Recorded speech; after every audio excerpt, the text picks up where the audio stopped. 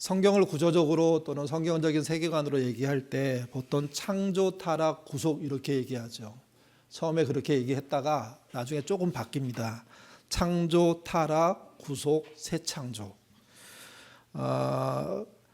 구속과 새창조는 타락이 없었더라면 일어날 일이 아닌 거죠.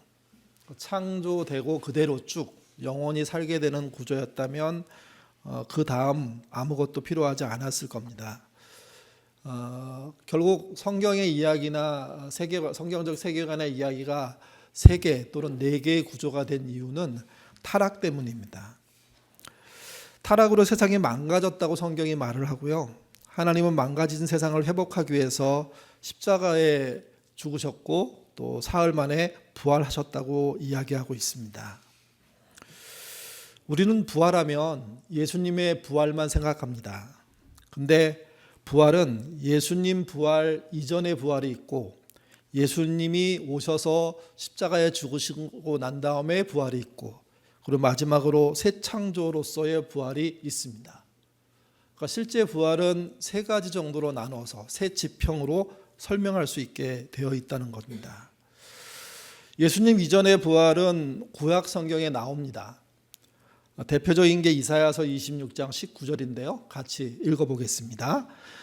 주의 죽은 자들은 살아나고 그들은 시체들을 일어내 티끌에 누운 자들아 너희는 깨어 노래하라. 주의 이슬은 빛난 이슬이니 땅이 죽은 자들을 내놓. 이 구절은 역사적으로는 남유다의 승리를 말하는 구절 속에 나옵니다. 이 승리가 죽은 시체가 다시 살아나는 부활로 표현되고 있습니다. 원어를 직역하면 이렇게 됩니다. 너의 죽은 자들이 일어나고 나의 시체가 일어날 것이다. 너와 나, 우리. 개인의 부활만이 아니라 우리, 공동체의 부활도 함께 말하고 있습니다. 또 다른 구절은 다니엘서 12장 1, 3절입니다. 3절이 원체 유명한 구절이어서 3절만 보는데 3절도 유명하지만 사실은 2절도 굉장히 필요한 신학적으로는 중요한 구절입니다. 같이 읽어보겠습니다. 그때 너희 미소를 소유하는 큰 군주 미가엘이 일어날 것이요 또 환란이 있으리니 이는 개국 이래로 그때까지 없었던 환란일 것이며 그때 내 백성 중 책에 기록된 모든 자가 구원을 받을 것이라. 땅의 티끌 가운데에서 자는 자 중에서 많은 사람이 깨어나 영생을 받는 자도 있겠고 수치를 당하는 자도 영원히 부끄러움을 당한 자도 있을 것이며 지혜 있는 자는 궁창의 빛과 같이 빛날 것이며 많은 사람을 옳은 대로 돌아오게 하는 자는 별과 같이 영원토록 빛나리라. 1절에 개국 이래 그때까지 없던 환란이라는 말은 심판을 말합니다. 신약으로 넘어오면 세상 끝날의 심판도 포함됩니다. 2절에 땅의 티끌 가운데서 자는 자, 죽은 자를 말합니다. 그러니까 죽은 사람이 깨어난다는 겁니다. 그래서 구약의 다니엘서에 부활이 있습니다. 깨어난 사람은 어떻게 되느냐? 그 부활 이후에 또는 종말의 심판에 대한 이야기가 신약에만 있다고 생각하시는데 그렇지 않습니다. 타락 이후의 세상에 그리고 구약의 성경 여러 곳에 부활한 사람들이, 근데 이 부활한 사람들은 모두가 부활한다는 게 구약의 생각입니다. 근데 부활은 2 종류가 있다는 거죠. 하나는 영생을 받는 자로서의 부활이 있고 수치와 영원히 부끄러움을 당하는 자의 부활이 있다는 겁니다. 다시 말씀드려서 신약이 말하고 있는, 예수님이 말하고 있는 부활에 대한 이야기를 이미 구약 성경이 다 해놓은 상태입니다. 예수님은 이미 퍼져 있는 이 부활 또는 심판, 이것에 대한 실제 실천자, 실제 완성자로 이 땅에 오신 거죠. 그래서 예수님을 구약의 성취자 또는 구약의 부활의 성취자라고 부르는 겁니다. 2번째 지평은 예수님이 구속사건을 일으키면서 일어납니다. 예수님이 십자가에 돌아가신 후에 사흘째 되는 날 새벽에 부활하셨습니다. 오늘날 그리스도인들은 부활을 예수님에게만 일어난 사건으로 생각하려고 합니다. 또는 본인이 부활하더라도 죽어서 가는 천국에 육체 없이 영적인 사후세계를 사는 것이라고 생각하는 거죠. 근데 예수님 당시에 1세기에 그리스도인들에게 부활은요, 새로운 몸으로의 부활이었습니다. 부활은 절대 새로운 몸이 없는 영적 상태가 아니라는 겁니다. 죽음 이후의 사후의 운명이 새로운 몸을 갖는 것이냐, 아니면 새롭지 못한 몸으로 우리가 말하는 심판을 받는 것이냐 하는 이야기가 되는 거죠. 부활은 죽음 이후에 그 너머 어느 시점에 새로운 육체를 갖는다는 게 성경의 이야기고 예수님의 말씀입니다. 그래서 예수님이 십자가에서 한쪽 강도에게 이렇게 말씀하셨습니다. 오늘 내게 나와 함께 낙원에 있으리라. 그러니까 하나님의 입장에서 강도의 그 이야기를 들은 그 때 네가 나와 함께 낙원에 있다 하는 이야기를 하시는 거죠. 근데 바로 낙원에 갔느냐? 그렇지 않습니다. 예수님은 돌아가셨고 사흘째 되는 날 부활하셨습니다.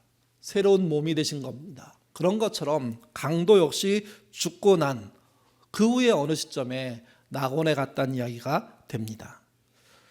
바울은 빌립보서 1장 23절에 이렇게 말했습니다. 세상을 떠나서 그리스도와 함께 있는 것이 훨씬 더 좋은 일이다. 훨씬 더 좋다는 말 앞에 우리가 붙일 수 있는 부활은 새라는 단어입니다.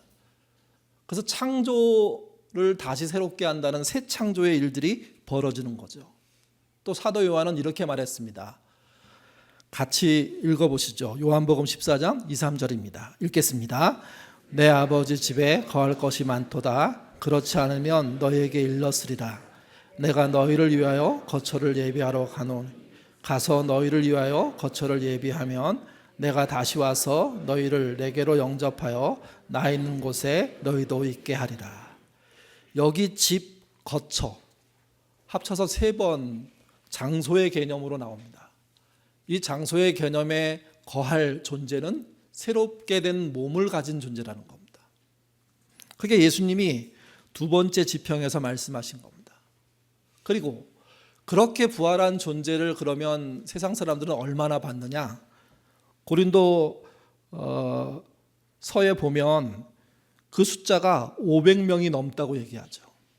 같이 읽어보겠습니다. 고린도 후서 15장 3절에서 7절 말씀입니다. 읽겠습니다. 이는 성경대로 그리스도께서 우리의 죄를 위하여 죽으시고 장사 지낸 바 되셨다가 성경대로 사흘 만에 다시 살아나사 게바에게 보이시고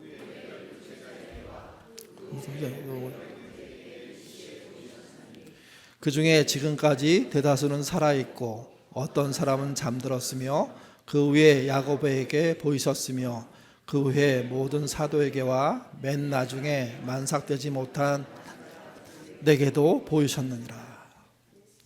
예수님을 봤다는 것은 영을 봤다는 뜻이 아닙니다. 새롭게 된 몸. 근데 그 몸의 특징은 우리의 몸인 동시에, 만질 수 있는 몸인 동시에 공간을, 칸막이를 통과할 수 있는 몸이었습니다. 그게 2번째 지평입니다. 마지막 3번째 지평은 예수님의 재림으로 이루어지는 새 창조입니다. 새 창조는 보통 이렇게 표현됩니다. 새 예루살렘 또는 새 하늘과 새 땅입니다. 그곳에 재림하신 예수님, 그분이 이 나라를 완성하시는 거죠. 그게 오늘 본문에 나와 있는 설명입니다. 계시록 21장 3절 하반절부터 7절의 말씀도 같이 읽겠습니다. 보라, 하나님의 장막이 사람들과 함께 있음에 하나님이 그들과 함께 계시리니 그들은 하나님의 백성이 되고 하나님은 친히 그들과 함께 계셔서 모든 눈물을 그 눈에서 닦아주시니 다시는 사망이 없고 애통하는 것이나 곡하는 것이나 아무것도 생기지 아니하리니 처음 것들이 다 지나갔습니다. 보라, 내가 만물을 새롭게 하노라 하시고 또 이르시되 이 말은 진실로 기록하라 하시고 또 내게 말씀되어 이루었도다. 나는 알파요 오메가요 처음이요 마지막이라. 내가 생명수 샘물을 목마른 자에게 값없이 주리니 이기는 자는 이것을 상속으로 받으리라. 나는 그의 하나님이 되고 그는 내 아들이 되리라. 3절은 새 창조는 예수님의 부활하신 몸을 우리도 입는 거라고 표현합니다. 그리고 하나님과 영원히 함께 사는 것이라고 말합니다. 4절은 그동안의 모든 고난과 고통에 대한 위로가 있고 다시 사망이 없다. 그런 세상이 온다. 그렇게 말합니다. 5절은 천하 만물은 새롭게 창조된다고 말합니다. 6절은 처음이고 마지막이신 하나님이 모든 사람이 목마르지 않도록 하신답니다. 7절은 고난과 사망은 없고 만물이 새롭게 되고 영원히 목마르지 않는 그 나라를 상속하는 하나님의 아들이 예수님이시고 그를 믿는 자들이 그의 나라의 백성이 된다는 거죠. 이게 부활의 세 번째 지평입니다. 결국 부활은 예수님이 오셔서 처음 보여준 사건이 아니라는 겁니다.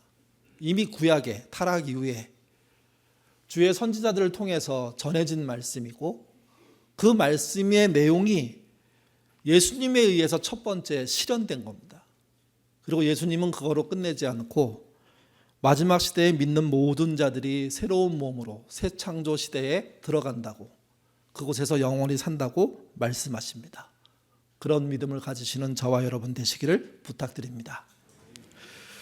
우리는 오늘 세례받은 새로운 부활의 증인 두 분을 같이 하게 됐습니다. 물론 2부 때 3명이 더 있어서 5명이긴 합니다. 아직 어린 나이지만 부모로부터 믿음을 이어받았고 이제 자기의 믿음으로 독립하려는 이들입니다. 이들의 간증이 혹시 이들의 생각이나 여러 가지 그 상황 속에 억지로 짜낸 이야기가 아니었으면 좋겠습니다. 있는 그대로 지금 자신이 느끼는 하나님, 생각하는 하나님, 믿는 하나님을 표현하는 시간이었으면 좋겠습니다. 우리 김규림 자매하고 안찬희 형제가 순서대로 나와서 세례 공부하면서 기록했던 자신의 짧은 간증, 믿음에 대한 간증을 나누도록 하겠습니다. 먼저 우리 규림 자매가 나오겠습니다. 박수로 환영해 주시기 바랍니다.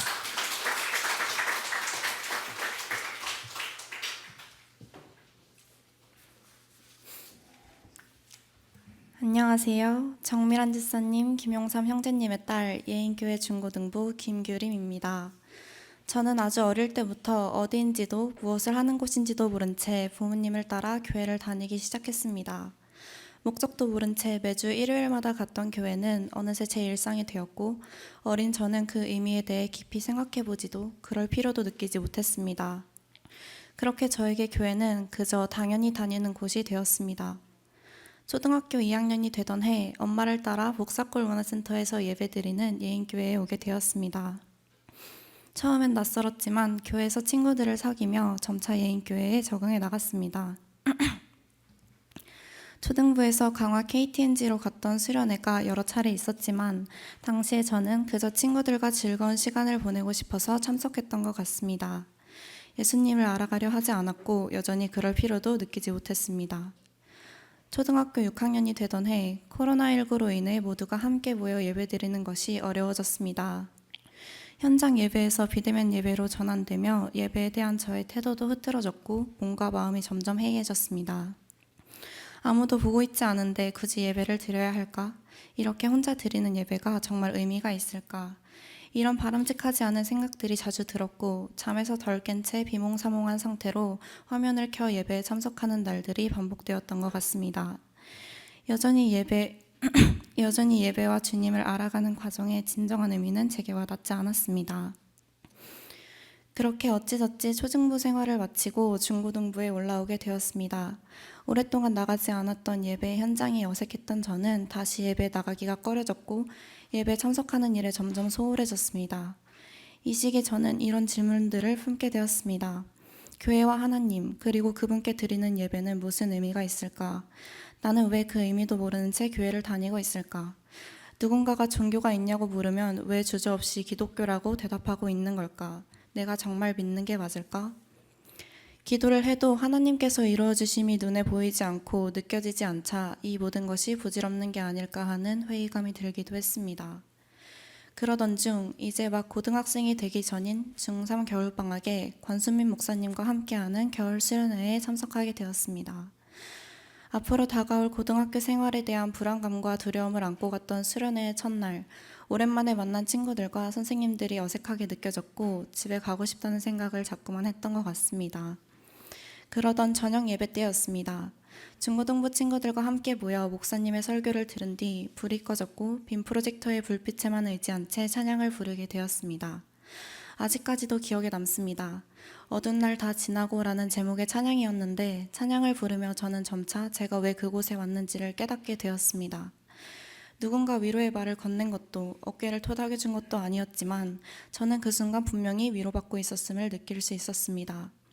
수련회에 오기 전 안고 있던 걱정과 불안의 짐을 누군가 함께 짊어져 주고 있는 듯한 기분이 들었습니다. 우리 가는 이 길, 세상이 미련하다 해도 우리는 주가 보여주신 그 한 소망이 있으니 어둠의 조각조차 그곳에 발 들이지 못해. 찬양 가사처럼 어쩌면 내가 미련하다고 생각했던 이 길의 끝에 내가 정말로 소망하던 무언가가 있는 건 아닐까 하는 생각이 들었습니다. 그것이 정확히 무엇인지는 아직 모르지만 찬양이 끝난 후 편안한 미소를 지을 수 있었던 그 순간을 확실히 기억합니다. 그날을 기점으로 교회, 예배, 그리고 하나님을 대하는 제 태도는 달라졌습니다. 그때 느낀 것이 단순한 감정인지 그 감정의 정체가 무엇이었는지를 알고 싶었습니다.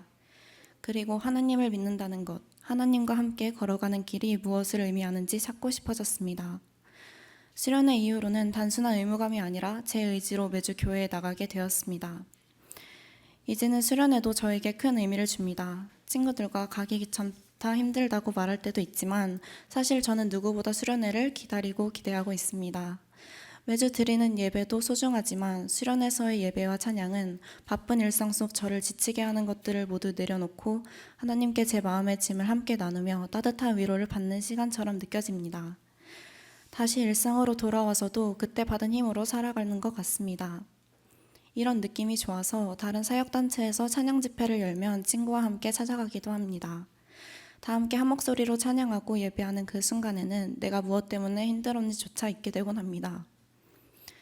하나님을 믿는 것에 의미를 찾겠다고 다짐한 지 벌써 2년째이지만 누군가 제게 왜 하나님을 믿어야 하냐고 묻는다면 아직도 저는 정확히 대답하지 못할 것 같아요.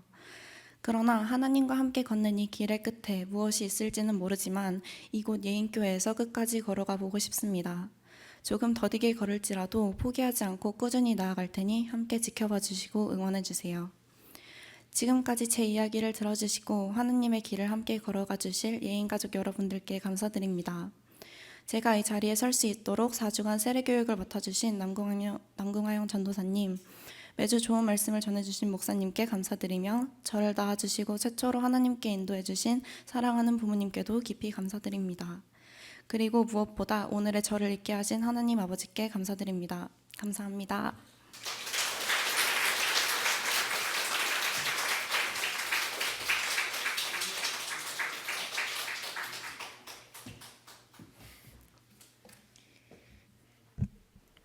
안녕하세요. 저는 안태훈 목사님과 최경원 사모님의 막내 아들 안찬희입니다. 저는 모태신앙으로 태어나 어릴 때부터 예인교를 다녔습니다.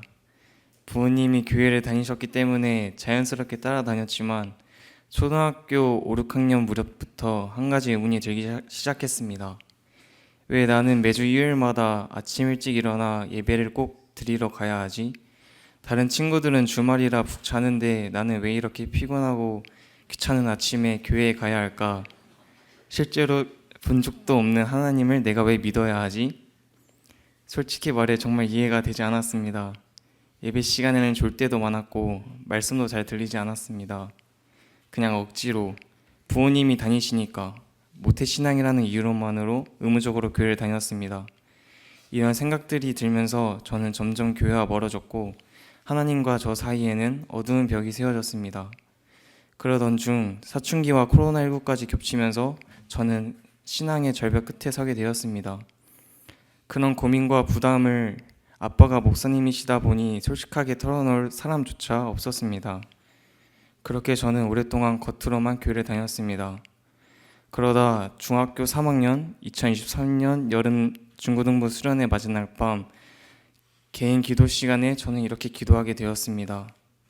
하나님, 정말 솔직히 말해서 저는 믿음이 없습니다. 하나님이 정말 누구시고 하나님을 믿지 않는 저 같은 사람들도 사랑하신다는데 정말 하나님은 누구십니까? 정말 살아계신다면 제게 다가와서 알려주세요. 그 기도를 드리고 시간이 지나면서 제 삶 속에서 조금씩 변화를 느끼기 시작했습니다. 마음이 힘들 때나 외롭다고 느껴질 때 어릴 적부터 수도 없이 따라 부르고 율동하던 찬양 가사나 성경 말씀이 제 마음에 큰 위로가 되었고 다시 일어설 수 있는 힘이 되는 순간들을 경험했습니다. 그때 저는 문득 하나님이 정말 나와 함께 계신 걸까? 라는 생각이 들었고 그 질문이 점차 하나님과 저 사이의 벽을 허물기 시작했습니다. 학교 생활, 친구 관계, 학업과 진로 등 여러 힘든 순간 속에서도 하나님께 기도드리며 마음의 평안을 얻고 위로받는 경험도 하게 되었습니다. 그렇게 살면서 저는 깨닫게 되었습니다. 신앙은 억지로 따라가는 것이 아니라 하나님의 사랑을 경험을 통해 만나는 것이라는 사실을요. 하나님은 내가 완벽해질 때까지 기다리시는 분이 아니라 내가 가장 연약할 때 찾아와 주시고 손을 내미시는 분이었습니다. 저의 부족함과 연약함을 다 아시면서도 여전히 사랑하신다는 그 진리를 마음 깊이 깨달았을 때 비로소 하나님의 앞에 마음을 열 수 있었습니다.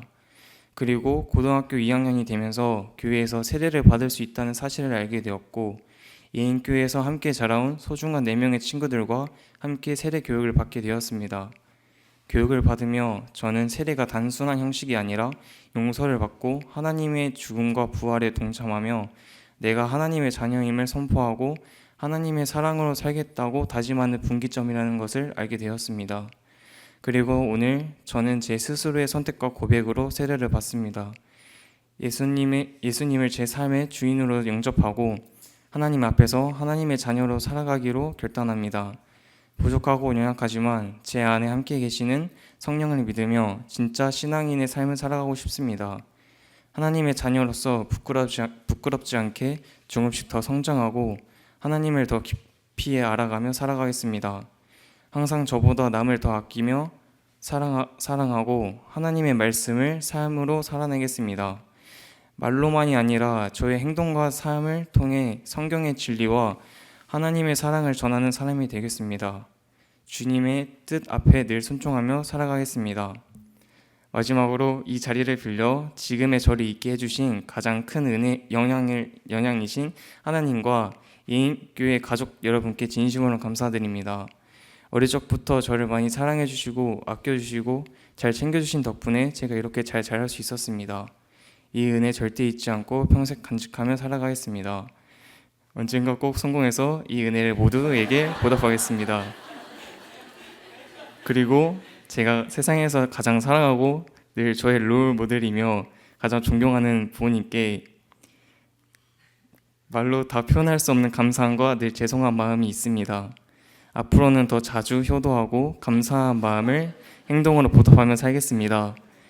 부모님의 자랑스러운 아들이 될 수 있도록 늘 노력하겠습니다. 정말 하나님이 만드신 세상만큼 사랑합니다. 지금까지 저의 이야기를 들려주셔서 감사합니다. 안녕하세요. 저는 현재 중고등부에 속해 있는 고등학교 2학년 이재윤이라고 합니다. 먼저 이 자리를 빌려 신앙에 있어 중요한 시기에 적절하게 세례 교육을 받을 수 있도록 인도해 주신 하나님께 감사드리며 예인교회와 남궁하영 전도사님과 안태훈 목사님께도 깊이 감사드립니다. 저는 세례 교육을 받기 전까지 마음속에 하나님에 대한 믿음과 존재에 대해 의문과 불확실함을 가지고 있었습니다. 어렸을 때부터 꾸준히 교회에 다니긴 했지만 하나님께서 제 삶을 어떻게 주관하시는지, 어떤 계획을 가지고 저를 이 세상에 보내주셨는지에 대해서는 잘 이해하지 못했습니다. 또한 믿음과 확신이 없는 상태에서 예배와 기도를 단지 종교적인 의식으로만 여겼고, 시간이 지나면 하나님의 목적을 알게 되고 하나님을 이해하게 되지 않을까 하는 막연한 생각 속에 살았습니다. 그러나 현실 앞에 좌절하고 쓰러져 있는 저 자신을 보면서 하나님을 가까이 하지 않았다는 사실을 깨닫게 되었습니다. 그런 저를 하나님께서는 다시 일으켜 세우셨고 세례 교육을 받을 수 있도록 인도해 주셨습니다. 하지만 처음에는 그 기회 앞에서도 여전히 의문을 품었고 하나님께 온전히 의지하지 못했습니다. 그렇지만 제 예상과 달리 세례 교육을 받는 시간만큼은 제 마음이 편안해지는 것을 느낄 수 있었습니다. 세례의 의미와 하나님과의 소통이 무엇인지를 알아가며 제 안에 내적인 변화가 일어나기 시작했습니다. 너무나도 짧게 느껴졌던 4번의 교육이었지만 그 시간을 통해 저는 정말 많은 것을 배우고 느꼈습니다. 세례는 제 신앙의 새로운 시작이며 그 시작은 매일 하나님과 함께해야 한다는 것을 깨달았습니다. 이제 저는 하나님께서 주시는 삶의 목적을 알고 그분의 뜻에 따라 살아가고자 합니다. 불안과 의문으로 가득했던 제 마음에 하나님을 향한 신뢰와 믿음이 채워졌습니다. 세례를 받는 그 순간 저는 하나님을 제 삶의 주인으로 모시고 하나님이 인도하시는 길을 따라 살겠다고 결단했습니다. 또한 세례는 단순히 교회의 일원이 된다는 외적인 의식이 아니라 제 신앙이 크게 변할 수 있는 하나의 출발점이라는 사실도 알게 되었습니다.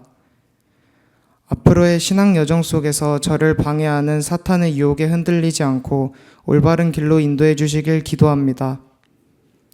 하나님의 목적대로 살아갈 수 있도록 용기와 지혜를 얻어 하나님의 뜻을 이 땅 가운데 펼치는 사람이 되겠습니다.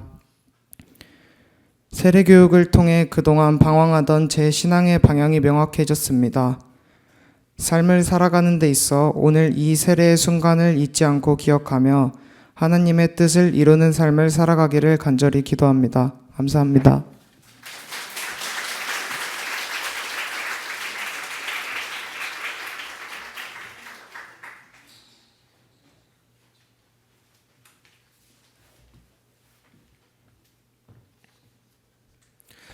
안녕하세요. 저는 예인교회 중고등부의 정선호입니다. 예수님께서 다시 살아나신 이 기쁜 부활의 날에 저 또한 하나님의 자녀로 고백하고 세례를 받게 되어 더욱 감사하고 은혜로운 마음이 듭니다. 모태 신앙인 저는 교회에 다니는 부모님을 따라 주일마다 교회에 왔었습니다. 복사골 문화센터의 차가운 바닥에 매트를 깔고 열악하게 예배를 드리던 영아부실 시절부터 엄마에게 이끌려 교회에 출석했습니다. 유치부, 초등부, 지금의 중고등부까지 꾸준하고 잔잔하게 교회 생활을 해오고 있습니다. 큰 어려움 없이 매 주일 예배를 드리고 있고 하나님에 대해 알고 있다고 생각했지만 실제로 하나님에 대해 많이 알고 깊은 관계를 맺고 있다고 느끼지 않았습니다. 제게는 주일에 교회에 가는 것이 너무나 당연했기에 신앙생활에 대한 진지한 고민을 하지 않았습니다. 하지만 이번 세례 교육을 4주간 받게 된다는 소식을 들으면서 깊은 고민이 생겼습니다. 세례를 받으면 나중에 성인이 되어서도 제가 계속 교회에 다닐지도 의문이었기에 고민은 자동으로 생겨났습니다. 하지만 얼마 안 되어 친구들도 세례 교육을 받는다는 얘기도 들었고 평생 교회에 다닐 것 같았기에 고민은 그리 오래 가지 않았습니다. 세례 교육 첫 수업 때 세례가 무엇인지 질문을 받았었습니다. 모태 신앙이라고 말하던 저는 세례가 무엇이냐는 전도사님의 간단한 질문에 대답도 못하였습니다. 여기저기서 주워들은 지식으로 예식이라는 것만 얼핏 알고 있었지 자세하게는 모르고 있었습니다. 나는 지금까지 교회를 제대로 다닌 것일까? 예배 시간을 계속 딴청 피웠었나? 라는 생각이 스쳐 지나갔습니다. 세례의 정확한 뜻을 알고 나니 이제 나도 정식으로 교회 사람이 되는구나 라는 생각이 들었습니다. 갑자기 이 생각이 들던 때와 그리고 지금 이 소감문을 쓰는 순간 17년 동안의 교회에 대한 기억들이 다시 생각났습니다. 기억은 잘 못하지만 17년 지기 태어나서부터인 친구 안찬이와 복사골 문화센터의 영유아실 바닥에 누워 예배 드렸다고 들었던 시절, 유치부실에서 매트 위에서 간단하게 하나님, 예수님에 대해 공부를 했던 시절, 시간이 흘러 초등부로 올라가 번듯하게 책상이 있는 의자에 앉아 예배를 들었던 시절과 코로나와 함께 시작한 중고등부 시절까지 17년이라면 길면 길고 짧다면 짧은 이 시간을 주일마다 교회와 붙어 있었습니다. 이 17년의 시간 재미있기도 했고 때로는 힘들기도 하고 슬프기도 했던 교회에서 지내는 시간들이 저를 세례를 받아야겠다고 다짐하게 해주었던 것 같습니다. 4주 동안의 교육은 제게 긍정적인 변화를 불러일으켰습니다. 세례에 대한 자세한 정의와 이 세계를 창조하셨을 때부터 지금까지 하신 하나님의 말씀 중 일부를 들었습니다. 지금까지 교회를 다니면서도 몰랐던 이야기들과 말씀들을 들으니 제가 아직 훨씬 부족하다는 생각이 들었습니다. 옆에 있는 친구들, 같이 지내온 형 누나들, 아직 배우고 있는 동생들과 함께 더 하나님에 대한 말씀, 역사를 배우고 싶다는 마음가짐을 갖게 되었습니다. 각자 살아온 배경과 신앙의 깊이는 다르겠지만 모두가 같은 예수님과 하나님을 바라보며 예인교회 안에서 웃고 고민하는 나누는 저희가 되었으면 좋겠습니다. 이제는 김보현 장로님, 윤용원 권사님의 손주, 정철민, 김현민 집사님의 아들 정선우가 아닌 하나님의 소중한 자녀 정선우로 바로 서서 신앙생활을 하도록 노력하겠습니다. 끝으로 이 세례의 자리에 불러주시고 언제나 저를 사랑으로 품어주신 하나님께 가장 큰 감사를 드립니다. 늘 묵묵히 기도해 주시고 제가 질문하고 엉뚱한 답을 할 때마다 친절하게 설명해 주시고 고쳐주신 중고등부 선생님들, 세례 교육 내내 진심을 다해 저희를 이끌어 주신 남고가영 전도사님과 안채훈 목사님, 정성규 목사님, 태어날 때부터 저희를 믿음의 아이로 함께 키워주신 예인교회의 모든 성도님들, 그리고 아낌없는 사랑으로 저를 위해 눈물로 기도하시는 부모님, 또 그런 믿음의 귀한 유산을 물려주신 저희 할아버지, 할머니께도 진심으로 감사드립니다. 여러분의 사랑으로 이 자리에 설 수 있었습니다. 항상 믿음의 길 위에서 언제나 하나님께 기도하며 말씀을 가까이 하고 교회를 사랑하며 살아가겠습니다. 모든 분들께 감사드립니다.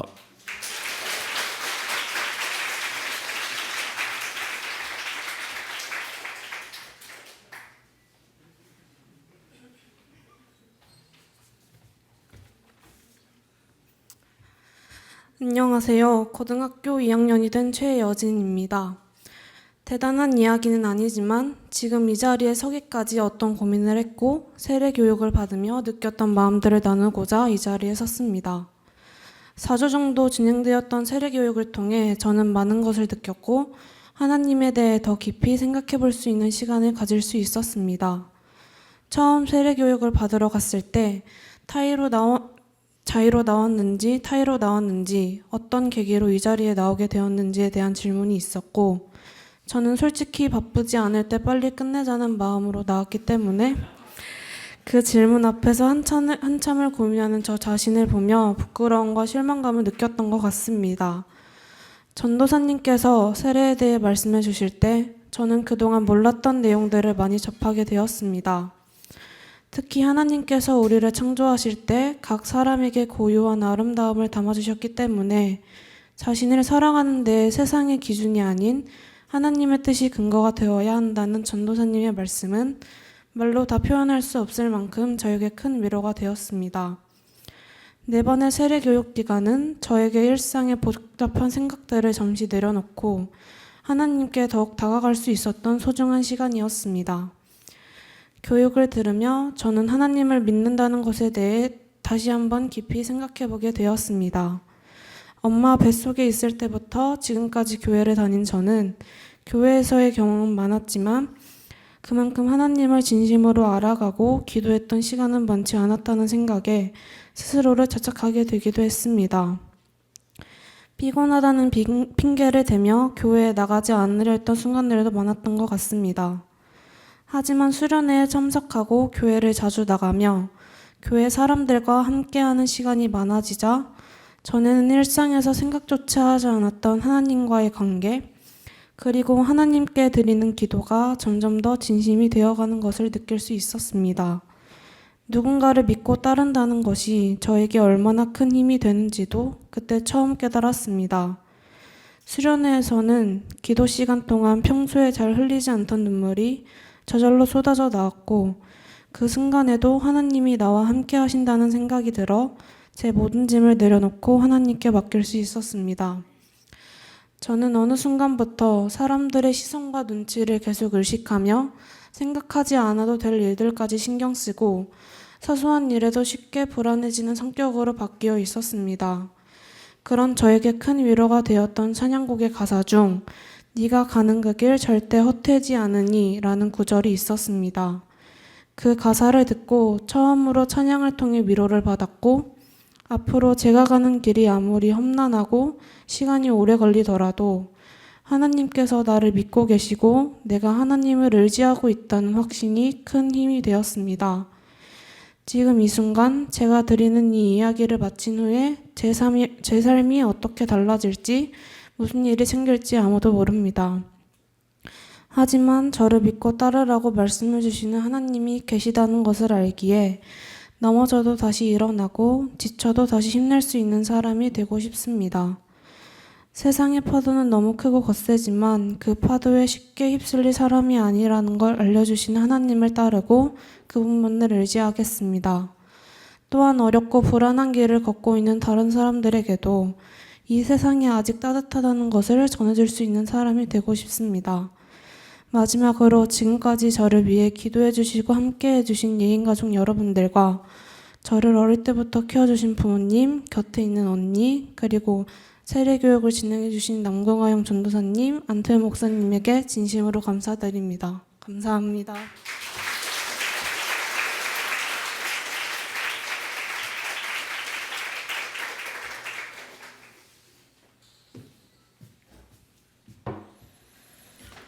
언제 아기들이 이렇게 컸네요. 부모님들 애 많이 쓰셨고 교회 학교 참 수고 많았습니다. 우리 새 친구가 앞에 나와서 좀 서주면 좋을 것 같고요. 우리 간단한 축복하도록 하죠. 교회에서 또 중고등부에서 자그마한 선물을 이렇게 마련하기도 했습니다. 우리 시냇가에 너는 시냇가에 심은 나무라로 축복할 때 교회에서 또 중고등부에서 준비한 선물 전달하도록 하겠습니다. 예.